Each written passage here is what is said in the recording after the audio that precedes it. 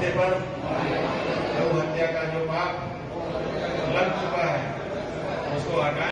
हाँ, ये यात्रा गौ माता के मुद्दे को जन जन में स्थापित करने के लिए और गौ रक्षा के लिए, मतदान करने के लिए, लोगों को प्रेरित करने के लिए हम कर रहे हैं। अनेक जिलों में होते हुए इस समय बिहार के पश्चिम चंपारण जिले के बेतिया शहर में आए हुए हैं। 243 विधानसभा सीट है बिहार विधानसभा चुनाव को लेकर क्या चयन हो चुका है अब तक और क्या प्रक्रिया? देखिए, चयन क्या, लोग अपने आप आगे आ रहे हैं। कुछ लोग कह रहे हैं हम गाय के लिए मतदान करेंगे, और चूंकि कोई पार्टी गाय के लिए खड़ी नहीं हो रही है, इसीलिए व्यक्तिगत रूप से ही कुछ लोग कह रहे हैं कि अगर कोई पार्टी नहीं खड़ी होती है तो हम चुनाव में प्रत्याशी के रूप में खड़े भी होंगे, क्योंकि हमें तो गौ रक्षा करनी है। सरकार तो लगातार हिंदू राष्ट्र का भी दावा करती है। हाँ, हिंदू राष्ट्र का दावा करती है, लेकिन हिंदुओं के लिए जो जरूरी है हिंदू गुण, वो उसमें दिखाई नहीं देता है। आप समझिए कि कोई भी हिंदू होगा, अगर वो शक्ति संपन्न हो जाए तो क्या वो अपनी माँ को काट काट के बेचेगा? ऐसा तो नहीं हो सकता।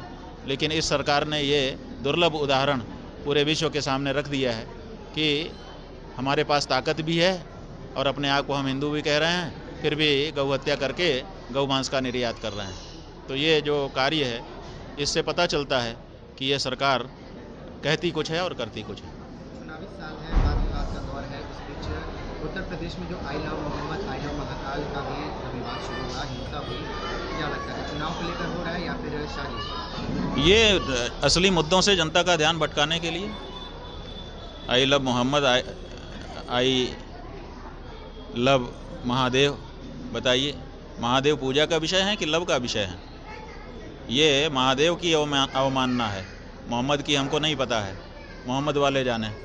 लेकिन महादेव, आई लव महादेव कहना क्या महादेव का सम्मान है कि अपमान है? ये महादेव का असम्मान है, महादेव का अपमान है। महादेव के साथ ऐसी भाषा का प्रयोग हम लोग नहीं करते हैं।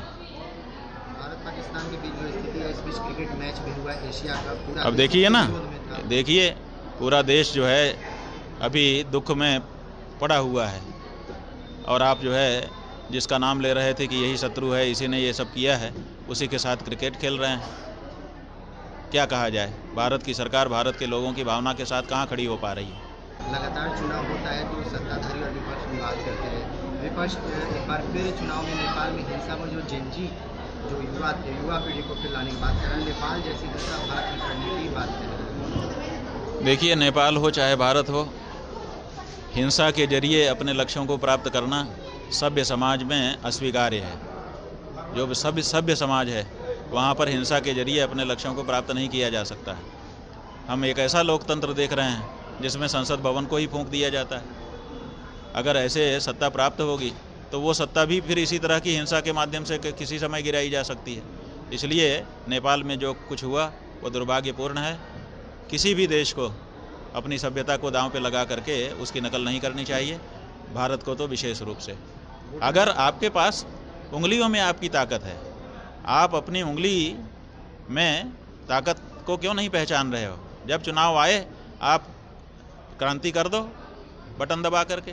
तो जब बटन दबा करके आपको क्रांति करने का मौका है तो आप हिंसा का क्यों सहारा लेंगे? वोटर वेरिफिकेशन हुआ, घुसपैठियों का मुद्दा भी बना रहा। भाई, घुसपैठिए किसकी सरकार के समय में आ गए? उस सरकार को पकड़ा जाना चाहिए और उस सरकार को अपनी जिम्मेदारी स्वीकार करना चाहिए जनता के सामने आकर के कि मेरे सरकार के समय में घुसपैठिए आ गए। क्यों नहीं आपने उनको रोका? आप सरकार में बैठे थे, आपके रहते हुए कैसे घुसपैठिए आ गए? और आ गए तो आप उसको जिम्मेदारी लीजिए। क्या लग रहा है बिहार विधानसभा चुनाव में किसी सरकार को? ये तो हम क्या जानेंगे। हम तो गौ माता के लिए वोट देने के लिए लोगों को प्रेरित कर रहे हैं और चाहते हैं कि गौ रक्षा के लिए वातावरण बने। लेकिन उसी प्रत्याशी को अपना वोट दूंगी, अपना वोट दूंगा